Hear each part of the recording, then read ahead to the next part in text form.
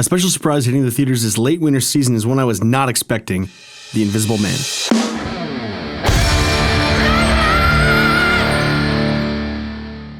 When the trailer dropped for this one, I definitely scoffed a little bit. Universal's dark universe was meant to include The Invisible Man, and that multi-film undertaking has not been going well. Nevertheless, I, like many critics, was pleasantly surprised with this one. From the very first scene, even within the first handful of shots of the film, an incredible sense of tension and suspense begins to build. What a scene. There's barely a single word of dialogue, and we learn almost everything we need to know. A bit of crucial exposition is added shortly after, but the audience is already hooked. The trailers tell you the basics. She's ended a particularly abusive relationship and is living in fear until it's learned that this guy is dead.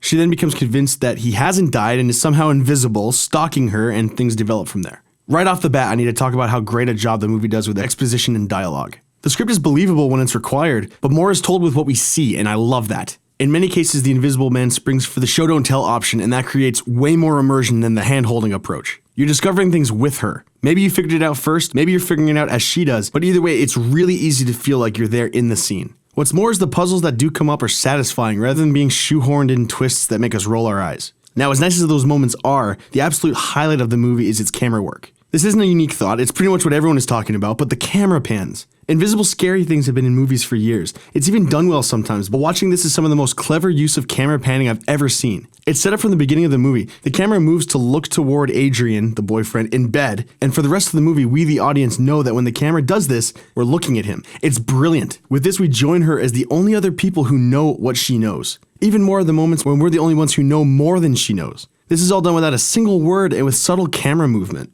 I know this might sound simple, and that's because it is. And it's so effective, which is just the coolest thing. Then there's the audio. Super happy that the standard horrific sizzling violins aren't leaned on here. Instead, what you get is this weird out-of-this-world warbling and these really cool filters that kick in when something intense is happening. Like the feeling you get when your hearing is all out of whack, which only further adds to the claustrophobic and immersive feeling that the movie often creates. You're right there with Elizabeth Moss, and that's what I want to talk about next, or who I want to talk about next. What a performance! Imagine being on set and being told, oh hey, you gotta act like your ex-boyfriend is in the room, but you can't see him, oh, and you know where he is. But maybe you're not sure? Oh, and do it convincingly enough that the audience, who watches this later, forgets that it's a movie and actually believes that there's someone there with you.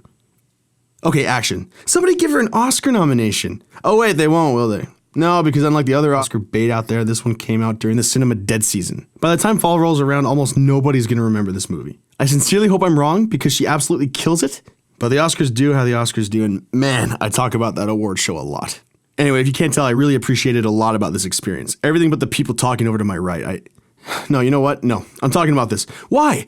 Why is this a thing? This topic deserves its own episode, and man, will that happen someday. But why? You're not at home. These momentous pauses in the film are meant to create tension, excitement, intrigue, any number of things. So why do you choose this moment to pipe up and tell everyone what's going on? And of course you're not whispering to your friend, are you? No, you're talking like you're at home on the couch calling out to them in the other room. Talk to them after. Surely there's a car, bus, or Uber ride after this. If not, go for a walk or something. Call each other when you get home. Why right now in the theater when everyone else has forgotten that other people are around and you're...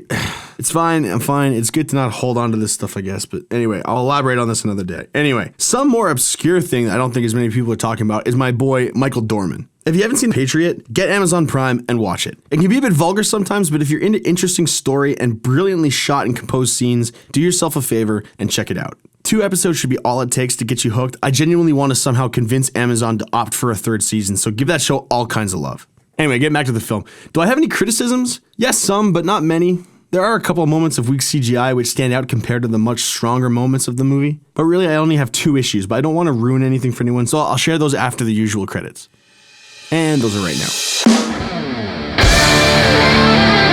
Okay, the big turning point in the film is when Cecilia finally does some damage to Tom, my boy, and what follows is a super impressive one-shot action scene. Super cool, but the actual action was sort of lame? He's okay with people seeing him now, and so he's suddenly super aggressive and killing people. It's shown at the beginning when Adrian bashes the window in that he's really strong. But this isn't Adrian, right? Is Tom also that capable? Let's assume that he is. He takes out a couple guards and Cecilia screams.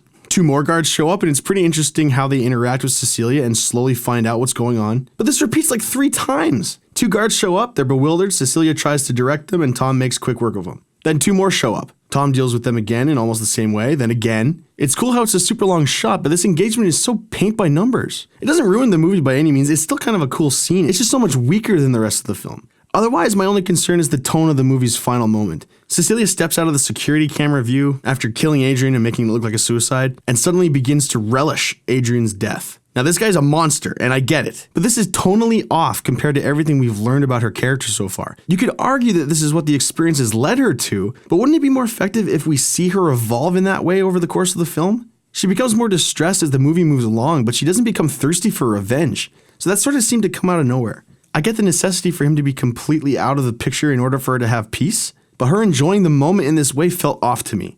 I think it's the right ending for the movie, but she has just killed someone, and that's not an insignificant action. So with that said, I think a more distressed response would have felt a bit more on target, but maybe I'm wrong. Let me know below. That's it for me for this one. I love you guys. We'll talk soon.